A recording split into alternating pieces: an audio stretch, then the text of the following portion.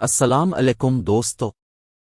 امریکی تاریخ دان میتھیو وائٹ نے دی گریٹ با آف ہارریبل تھنگس کے نام سے ایک کتاب لکھی ہے جس میں انہوں نے تاریخ کی 100 بدترین صفاقیوں کا جائزہ پیش کیا ہے جن کے دوران سب سے زیادہ انسانی جانیں ضائع ہوں۔ اس کتاب میں تاریخ کی چوتھی بدترین صفاقی برطانوی دور میں ہندوستان میں آنے والے قحط ہیں، جن میں وائٹ کے مطابق 2 کروڑ 66 لاکھ ہندوستانیوں کی جانیں ضائع ہوں۔ اس تعداد میں وائٹ نے دوسری جنگ عظیم کے دوران بنگال میں آنے والے قحط کو شمار نہیں کیا جس میں 30 سے 50 لاکھ کے قریب لوگ مارے گئے تھے۔ اگر اس قحط کو بھی شامل کر لیا جائے تو ایسٹ انڈیا کمپنی اور بعد میں برطانیہ کی براہ راست حکومت کے دوران 3 کروڑ کے قریب ہندوستانی قحط کے باعث جان سے ہاتھ دھو بیٹھے۔ ہندوستان کا شمار دنیا کے سب سے زرخیز خطوں میں ہوتا تھا اور اب بھی ہوتا ہے، پھر اتنے لوگ کیوں بھوکوں مر گئے؟ وائٹ نے ان قحطوں کی وجہ تجارتی استحصال کمرشل ایکسپلوٹیشن قرار دی ہے۔ اس اجمال کی تفصیل کے لیے ہم صرف ایک قحط کا ذکر کرتے ہیں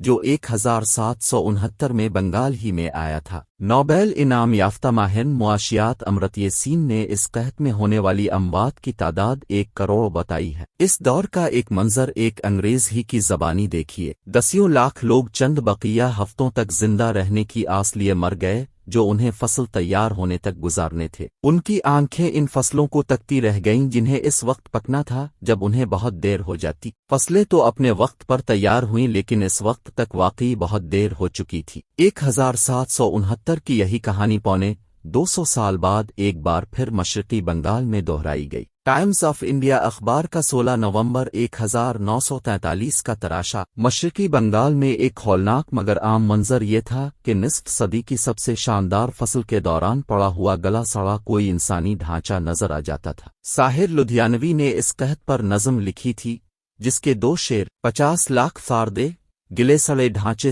/ نظام زر کے خلاف احتجاج کرتے ہیں، خاموش ہونٹوں سے ڈم توڑتی نگاہوں سے / بشر کے خلاف احتجاج کرتے ہیں۔ قحط تو قدرتی آفات کے زمرے میں آتے ہیں، اس میں ایسٹ انڈیا کمپنی کا کیا قصور؟ مشہور فلسفی ول ڈیورانٹ اس بارے میں لکھتے ہیں، ہندوستان میں آنے والے خوفناک قحطوں کی بنیادی وجہ اس قدر بے رحمانہ استحصال، اجناس کی غیر متوازن درآمد اور عین قحط کے دوران ظالمانہ طریقوں سے مہنگے ٹیکسوں کی وصولی تھی کہ بھوک سے ہلاک ہوتے کسان انہیں ادا نہیں کر سکتے تھے۔ حکومت مرتے ہوئے لوگوں سے بھی ٹیکس وصول کرنے پر تلی رہتی تھی۔ ایک چھوٹی سی کمپنی اتنی طاقتور کیسے ہو گئی کہ ہزاروں میل دور کسی ملک میں کروڑوں لوگ کی زندگیوں اور موت پر قادر ہو جائے؟ اس کے لیے ہمیں تاریخ کے چند مزید صفحے پلٹا ہوں گے۔ 1498 میں پرتگیزی مہم جو واسکو ڈے گاما نے افریقہ کے جنوبی کونے سے راستہ ڈھونڈ کر ہندوستان کو سمندری راستے کے ذریعے یورپ سے منسلک کر دیا تھا۔ آنے والے اشروں کے دوران دھونس، دھمکی اور دنگا فساد کے حربے استعمال کر کے پرتگیزی بحرین ہند کی تمام تر تجارت پر قابض ہو گئے اور دیکھتے ہی دیکھتے پرتگال کی قسمت کا سورج نصف آسمان پر جگمگانے لگا۔